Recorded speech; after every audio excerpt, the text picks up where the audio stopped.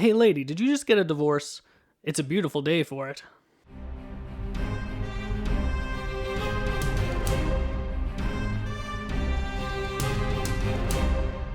Hello everyone, welcome to episode number 91 of Movies Are Awesome, the show all about adult coloring books. My name is Nathan Pottle and thank you so much for joining me today. And it is now 2021, we're for sure into it now, so Happy New Year again. I said that last week. We had 2 episodes last week, Soul and Wonder Woman 1984. That was pretty exciting. And today I am talking about the most anticipated movies of 2021. And I am excited, but also I'm holding reservation for a lot of these because will these movies even come out? Will we get to see them, or will they be released on streaming, or will they be delayed some more? A lot of these movies that I'm going to talk about today were slated to come out in 2020, and they have just carried over, and so now I'm just excited for them all over again, but I don't want my heart to be broken a second time. So take all of this with a grain of salt. We'll see if they actually come out or not. Some are scheduled specifically to come out on streaming, so we will get those ones for sure. But then the ones that they're saying are going to be coming into theaters, we have no idea what the state of things is going to be like and if we're going to actually get to watch these movies or not. So we'll take all that with a grain of salt. However, though, one thing that I am really excited about 2021 is that this is the year that I finally get to fulfill my dream of having a home theater.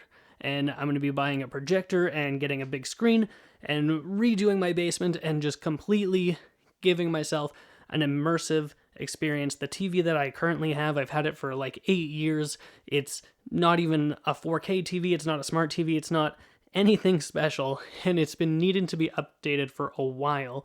But now here I am. Finally, we're going to take a big step in my house. We're going to go to a 4K projector. We're going to have just everything. It's going to be awesome. I'm very excited about that. Probably as I get closer and closer to achieving that goal, I might do an episode about it, or I might record things in my house of getting everything set up and doing some kind of video diary of getting my home theater set up. But that's not today's topic. We're talking about most anticipated of 2021. I've got 20 movies here that I'm going to talk about today. Why don't we get started? So these are in order of release date, but I do have a favorite that I'm most excited about, and I'll talk about that when I get there. But the first movie that I am looking forward to this year doesn't come out until March. On March 5th, we get Raya and the Last Dragon. Now, this is a Disney Animation Studios movie. It was supposed to come out in November of 2020, and now it's coming out in March of 2021. It's going to be a simultaneous theaters and Disney Plus release. When it's released on Disney Plus, you'll be able to see it for that premium fee at home, or you can pay to go see it at the theaters. Some people still are all upset about the premium fee on Disney Plus. When they released Mulan last year and you could get the premium access and watch Mulan for $30, a lot of people really didn't like that. I've voiced my opinion. I don't think that's a problem at all. So Raya and the Last Dragon, if theaters are open, I'll go to theaters. If not, I'm going to be watching it at home. It's the story of a girl named Raya, who's this guardian of the dragon sphere, or orb, or gem, or some kind of dragon thing, because dragons are all dead, except there is one dragon that's still alive, so she goes off on a quest to find this dragon and save her people. Something like that. The trailer isn't 100% clear on exactly what the story is here, but the trailer is out. You can go check it out. I think it looks pretty interesting. The animation didn't blow me away in the trailer, especially after just watching a movie like Soul, which looks stunning. But Raya and the Last Dragon is something that I'm looking forward to, and really not until March. That's kind of crazy that it's January right now, so still 2 months away that I gotta wait before seeing any new releases this year. I'll probably watch other things in between then, but as far as new releases, March 5th is my first one. Next after that, on March 19th, we're going to get Morbius. This is another movie that was supposed to come out in 2020. A lot of these movies were supposed to already be out, but here we are. So Morbius is the story about Jared Leto, and he's a vampire, and it's connected to Venom, and it's maybe connected to Spider-Man, and it's maybe connected to a bunch of things, and who knows. And I'm not as much excited by this release, but I am very interested in exactly what this movie is, what the story is going to be, how it ties into other movies that already exist. obviously the most curious aspect of this is that in the trailer, we see Michael Keaton's character from Spider-Man Homecoming make an appearance, and that's curious because this is a Sony-produced film, but so are the Spider-Man movies, but they're part of the Marvel Cinematic Universe, but so is this, and we're not exactly sure exactly how these cross over. Maybe it's an alternate universe type deal. We will find out in March, I guess. Maybe we'll see it, or at least hopefully we'll see it in March 19th. That's just, maybe this one will end up just on streaming or something. I don't know. We'll find out. The next one, on April 2nd, we're going to have No Time to Die. That's the new James Bond movie. It was supposed to come out in March.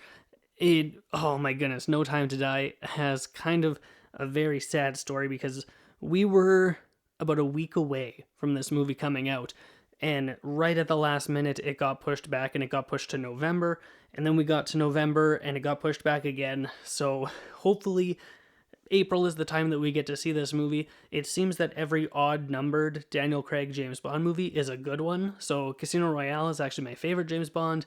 Then Quantum of Solace, not that good. Skyfall, really great. Spectre, not that good. And now here, No Time to Die.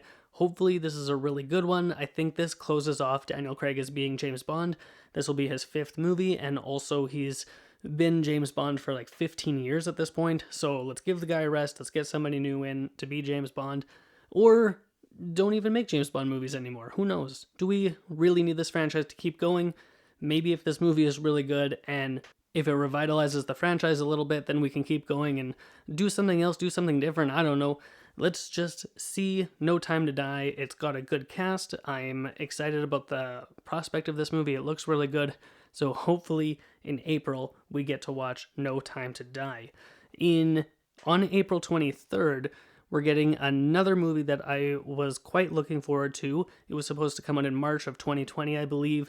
Got pushed back, and now we're getting it on April 23rd, and that is A Quiet Place Part 2. Now, Quiet Place, the first one, is directed by John Krasinski, also starring him and his wife Emily Blunt. This movie was such a surprise, and it was so different, and it really showed us visual storytelling in a way that we haven't seen in a really long time, and it was truly suspenseful and dramatic and really inventive. You know, I enjoyed A Quiet Place quite a bit, so hopefully this new one is a good follow-up. I don't know if we necessarily needed a sequel, but because we're getting one, I'm hoping that I'm going to really enjoy it. This is another one, by the way, that was really close to coming out, and then kind of at the last minute they pushed it back and we never got to actually see it, and that is just pretty sad. And by the way, all of these dates, I got these from Collider.com, so if these dates are incorrect or if they get changed, that's totally fine. That's liable to happen. I'm sure some of these will change, especially these ones earlier in the year, like Morbius. If we actually see Morbius on March 19th, that will be amazing, but I will not be surprised if it doesn't happen. Let's continue on with my list, though. The next one on May 7th, I sure hope we get to watch this one. That's Black Widow. Black Widow is a character that has been with the Marvel Cinematic Universe all the way back in 2010. She first appeared in Iron Man 2, and she was great, and Scarlett Johansson is wonderful.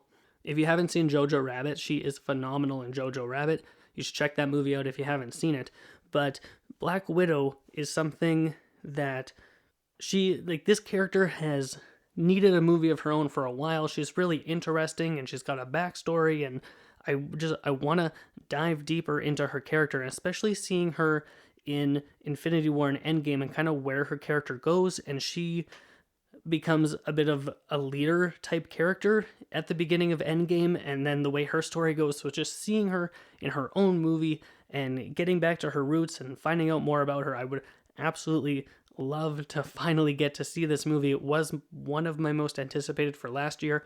It's probably in my top 5 for this year. I'm really excited for Black Widow. Hopefully we get to see it. I'm really hoping that if theaters don't really become a thing again, that Disney will put this onto Disney Plus. I will pay the premium fee to watch Black Widow, and I feel that if Disney would have done the premium access for Black Widow instead of for Mulan, they would have seen a much different result. I think people would be a lot more willing to pay money to watch Black Widow than they were willing to pay for Mulan, because I don't think Mulan performed really well last year. Me and a couple other people that I know paid for it. I know very little people who paid to watch Mulan. And I can't say I blame them. I don't think it's a problem, because if I'm seeing a movie, I'm paying either way, but overall, I think if they would have done Black Widow instead, they would have seen a much different result, and we would have seen this premium access a lot more, and we would be getting these movies a lot sooner instead of having to wait for theaters that may or may not be open by then. But anyways, for now, May 7th, Black Widow. Hopefully we get to see it then. On May 21st, it's looking like we're going to get Godzilla vs. King Kong on that day. Haven't really seen any promotional materials or items for this yet because it got pushed pretty early on. I think it was supposed to come out in November, I think, of last year. Now it's looking at May 21st. I am very interested in this movie. I've talked about the monster cinematic universe that they've got built, the Monarch universe, and it's very interesting, and I liked Godzilla from 2014. I liked Kong Skull Island. I was not into Godzilla King of the Monsters, as were a lot of people, and hopefully this one is a good one. I want to see this battle. I want to see Godzilla versus King Kong. Let's see them throw down. I don't care about the humans in the story. I don't need them to have a storyline. I just want big monsters fighting, and I want that fighting to be spectacular. With a movie like this, I want the action to be superb. Now, that's what's interesting about these giant monster fighting other monsters movies. The Transformers movies, it looks awful and the action is not interesting. But if you look instead at a movie like Pacific Rim with the robots and the monsters fighting, that action is really interesting. I think the action is really good. I'm interested. I like Pacific Rim a lot. I do actually kind of like the first Transformers movies, but the other ones after that, I haven't seen any of the Mark Wahlberg ones because I'm just so checked out of that franchise. I'm not interested at all. I haven't seen Bumblebee, even though I heard it was really good. Maybe I'll go check out Bumblebee one day, but for the time being, my hopes are riding on Godzilla vs. King Kong as being my new big monsters fighting each other, and hopefully it delivers in that respect. So Godzilla vs. King Kong on May 21st, and then the week after that, May 28th, we're getting Cruella. This is Emma Stone as Cruella de Vil. It's a Disney reimagining. It's kind of like Maleficent, except it's with Cruella de Vil. This is another one of those movies that it doesn't really excite me as much as it interests me. I want to see where they're going with this story. If they're making Cruella de Vil a misunderstood villain, I am out. I reject that theory. I'm not into it. I don't want it. That's what they did with Maleficent, and I don't like it. Her name is literally Cruella de Vil. Cruel Devil. It's right in her name. We don't need her to have an innocent backstory where she's just a misunderstood villain. That's garbage. It's malarkey. I don't want it at all. Get it out of here. I just want a woman who wants to kill puppies and turn them into a jacket. That's what I want out of this movie. And I want Emma Stone to be terrifying. I want her to be crazy. I want her to be unhinged. I just want a good villain-focused story. Something like Joker, but better than Joker. Because Joker, I did not like it. A lot of people really like Joker. I'm not on board with that. I want a good villain movie. And I don't want it to be sugar-coated at all. I just want her being evil, driving around in that cool car of hers, and having a good time, and I want to have a good time watching it. So Cruella on, when did I say? May 28th. That one's going to be interesting to see where that story is going. After that, on June 11th, we're going to have Ghostbusters Aftermath. Now, this movie has Paul Rudd, and I really like Paul Rudd, but on the other side of that coin, it has that kid from Stranger Things who's in everything these days, and I don't really like him that much. I don't find his acting particularly engaging. I think he's fine in Stranger Things. I haven't seen Stranger Things season 3, but he's only just okay. Like in It and It Chapter 2, he's also only just okay. And I hope he's not in the movie that much, but it seems like it's going to be more about the kids than about Paul Rudd. So I'm just going to have to deal with that. We'll see if this is a good Ghostbusters movie, because we've had 3 and really only one of them is good. So this franchise doesn't have a great track record. Original Ghostbusters is great, fantastic. Ghostbusters 2, Secret of the Ooze, I know that's not the title, but that's what I like to call it. It's it's not very good. And then the new Lady Ghostbusters, I liked Chris Hemsworth. I thought he was really funny, and the movie didn't really have much else going for it other than that. So let's hope Ghostbusters Afterlife balances out so we can have at least 50-50, half of the movies being good. We'll see though. June 11th, we'll see for that one. This next one is on June 18th, and that is a movie called Luca. Now, I know almost nothing about this movie other than the fact that it's being released by Pixar. And so if Pixar's putting something out, I am in. I will go and I will watch it. Whether I will like it or not is another question. They put out 2 movies last year. We had Onward and Soul. I liked them both. Soul was way better. There was a premise for Luca released though, and I can't remember what the exact premise was. All I remember is that it's about a young boy and it's summertime and he's lives near the ocean or is visiting vacationing near the ocean or something like that. I should have looked this up before I sat down to record, but of course I didn't. And there was some promotional artwork released for this as well that I can see the image in my mind. It's him like jumping off of a cliff and there's like water down below, and it's got some kind of interesting story element that I can't remember.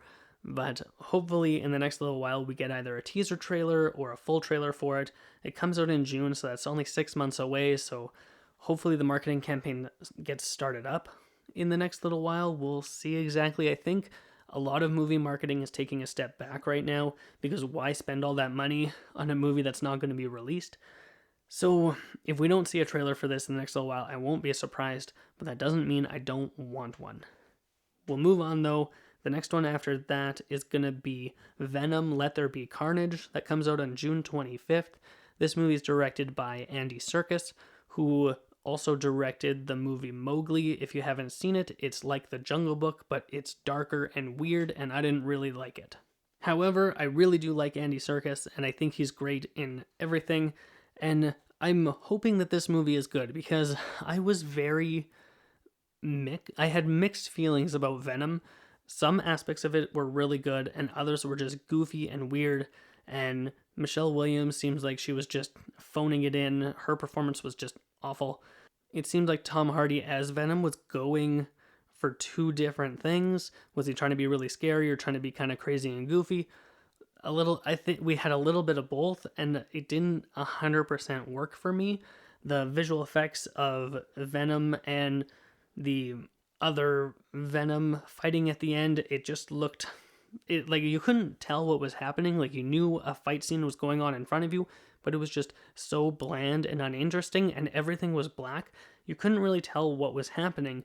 So I'm hoping with this one, at least Carnage is red. So if it's a red pile of goo and a black pile of goo fighting, then at least I'll know what color is doing what. But I hope that they come up with something a little more interesting than that and a little more visually interesting because movies are a visual medium. I want to be able to tell what's going on and be interested in the action, especially in a movie that's titled Venom Let There Be Carnage.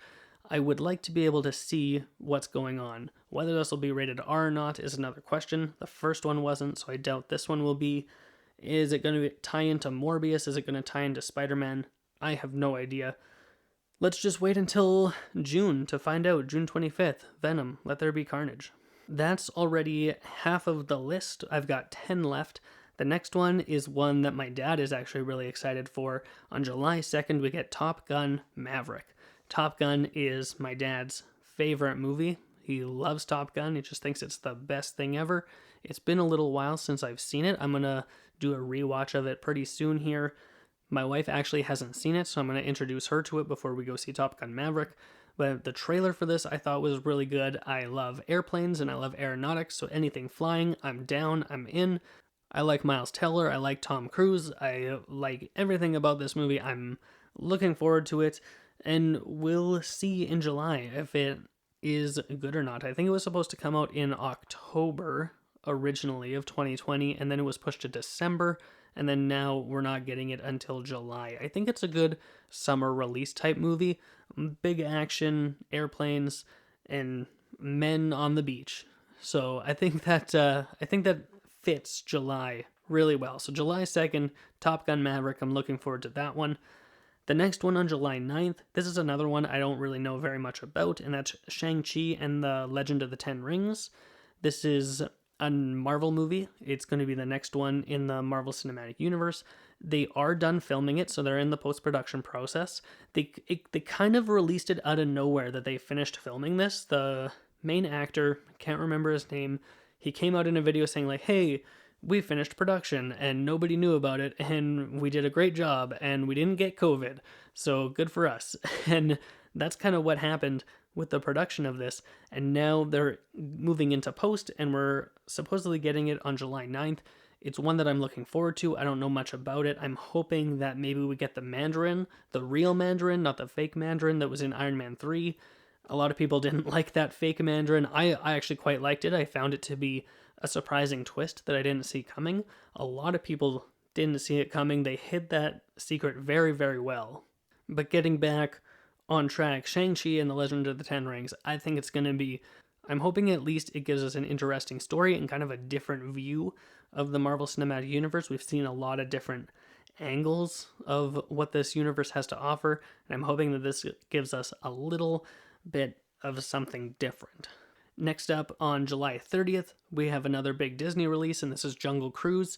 This has Emily Blunt and Dwayne Johnson, and they're just on a boat in the jungle going on an adventure, and that's really all that there is to it. If you've been on the Jungle Cruise ride in Disney World, it's this hokey ride where you sit on a boat and you go through the jungle, and the guy driving the boat makes lame, funny jokes. And I actually really like those jokes. My favorite one is the backside of water joke, which they actually did use in the trailer for Jungle Cruise. So if you've been on the ride, you're probably looking forward to this movie. We've had quite a few movies based off of Disney rides. We've had Pirates of the Caribbean, we've had Tomorrowland, we've had Haunted Mansion. I think there's a Big Thunder Mountain movie as well. I can't remember 100%. But anyway, some of them are good and some of them are bad. That first Pirates of the Caribbean movie, it's excellent. It is so, so good. Half of Tomorrowland is good. Haunted Mansion, it's not very good. But I have high hopes for Jungle Cruise. It looks like it's going to be a lot of fun. They built a massive set for it. I've talked about that on the show before. There's a video where Emily Blunt and Dwayne Johnson are talking about this set that they built, and then the drone zooms way out and you see this massive set that they built. It's really, really cool, and I'm looking forward to this movie, and hopefully on July 30th I get to watch it. Next, September 17th. After July, we skip all of August and move into September, and this is my wife's most anticipated movie of the year. This is going to be Death on the Nile, which is the follow-up sequel to Murder on the Orient Express. It's directed and starring Kenneth Branagh, and oh my goodness, I'm looking forward to this movie. I'm so excited. For a long time, I thought we were actually going to get to watch it last year. It didn't get pushed back and didn't get pushed back, and it was sitting in that October spot for a long, long time, and I just kept hoping that it wouldn't move so that we could go watch Death on the Nile. And then it did eventually get pushed back, and so now we don't get to watch it until October 1st. It got pushed back almost an entire year. And so sadly, we did not get to watch Death on the Nile, but it is one that my wife and I are very excited about. We read the book together.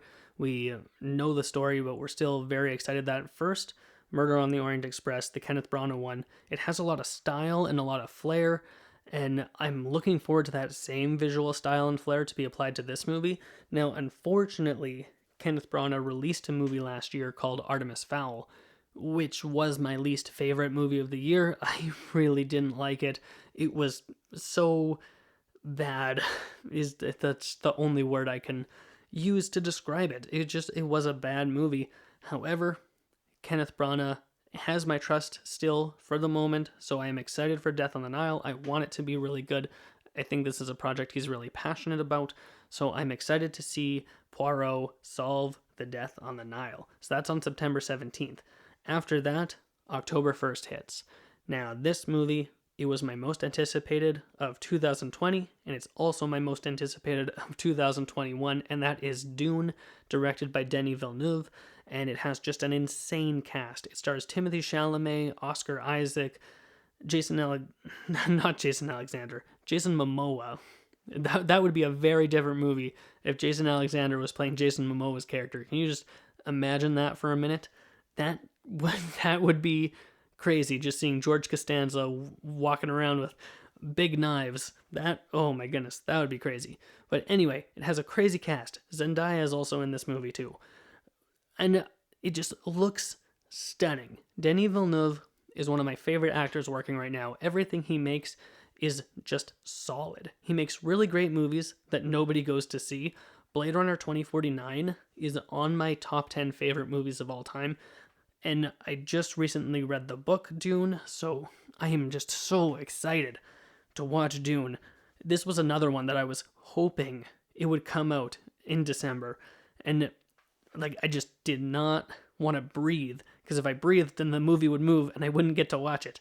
And I didn't get to watch it. It got pushed back a whole 10 months.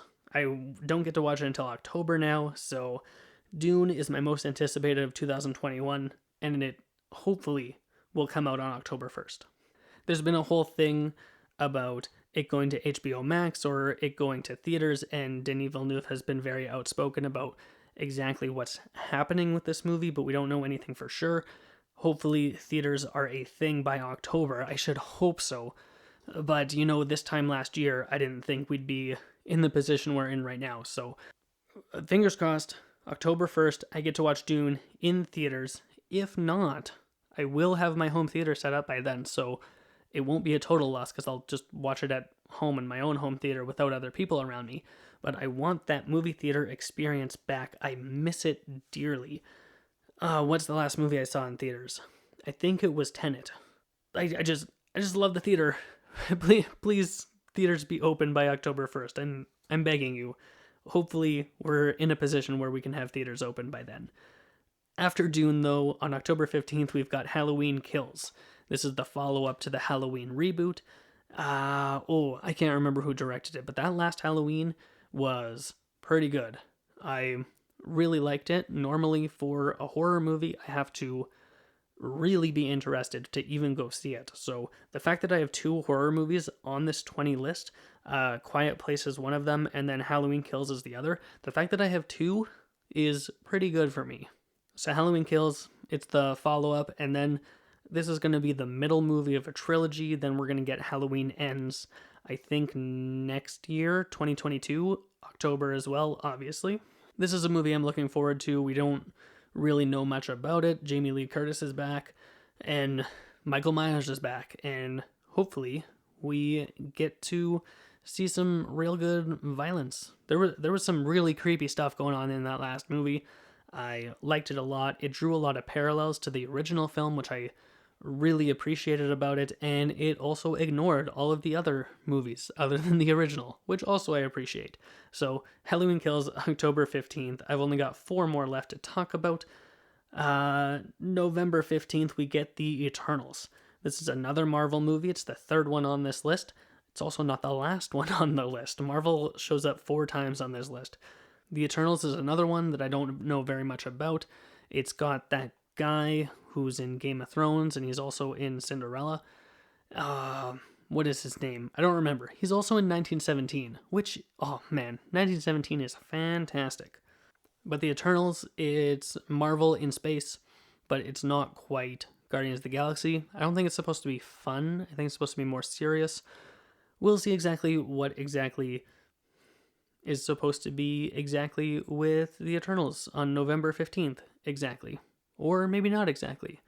Maybe November 15th, maybe not, maybe in theaters, maybe on Disney+, who knows what's going on.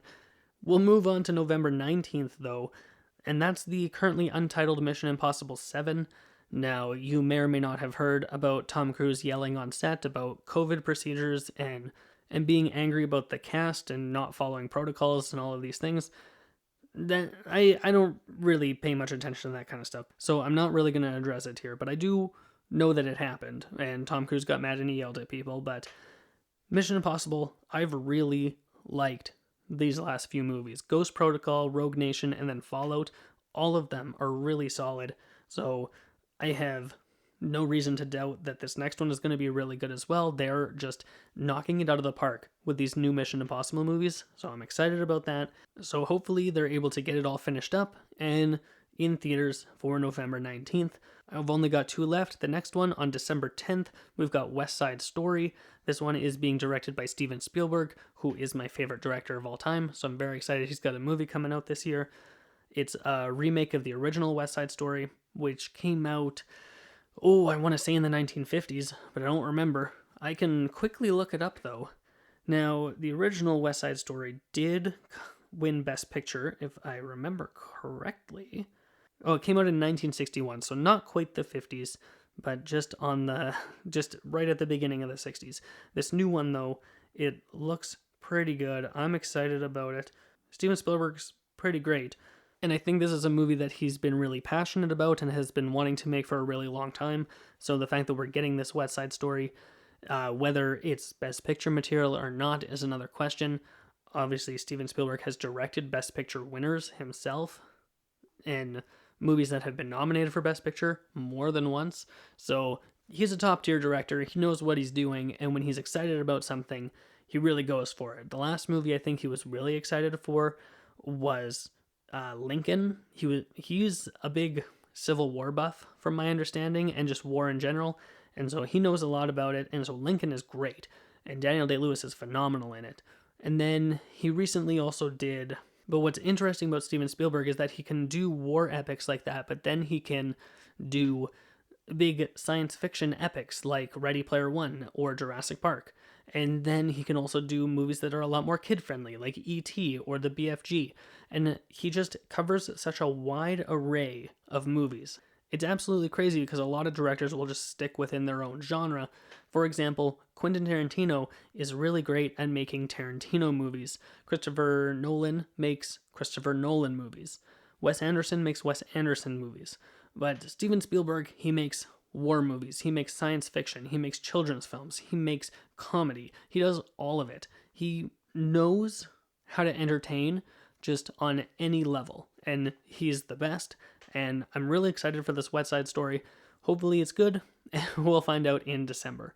And then my last one, this movie is really curious. On December 17th, we're supposed to be getting the currently untitled Spider-Man 3 with Tom Holland, but also with Andrew Garfield, but also with Tobey Maguire, but also with Emma Stone, and also with J.K. Simmons, and also with just everybody who's ever been in a Spider-Man movie.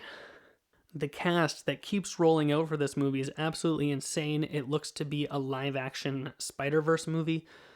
Who knows what exactly is going to happen or what the story is going to be? Is Peter Parker, Tom Holland's Peter Parker, going to be completely overshadowed by these other appearances? What exactly is going on in this film? What is the story? Where is it going? How does it tie into the ending of Spider-Man Far From Home? Who exactly knows what's going to be going on in this movie? And I'm really excited just to find out exactly how this fits within the Marvel Cinematic Universe, within Sony itself, and then just within the larger Spider-Verse. I'm so excited and fascinated by the prospect that this is even happening that I can't wait. Spider-Man has always been my favorite superhero. He always will be. I just am so excited. This is definitely top 5 or even top 3 most anticipated movies of the year for me. And I have to wait all the way until December 17th. So that's the last one. That's all of the movies that hopefully I get to see in 2021, and even more than that. Obviously, I'm not beholden to just these 20. These are just the 20 that I am most looking forward to seeing. So that's going to wrap up today's episode. I hope you enjoyed me just listing off movies and dates, because that's all the episode was today. But I'm going to turn the question over to you guys. What is your most anticipated movie of 2021? I've already said mine. It's Dune. I would love to know, though, what you're most looking forward to this year. So please feel free to let me know. You can reach out to me on social media. I'm on Twitter at PottleNathan, and you can find the show on Instagram at Movies Are Awesome Podcast. Thank you so much for listening to today's episode. It really means a lot to me. And if you haven't done so already, please feel free to subscribe to the show. You can do that on Apple Podcasts, Google Podcasts, Spotify, YouTube, and a whole bunch of other places. Next week, I'm going to do a movie review of something. I don't know exactly what yet, but I'll get it figured out. I watch movies all the time, so I'll do something. So stay tuned for that. And as always, if you have nothing else to do, go watch more movies.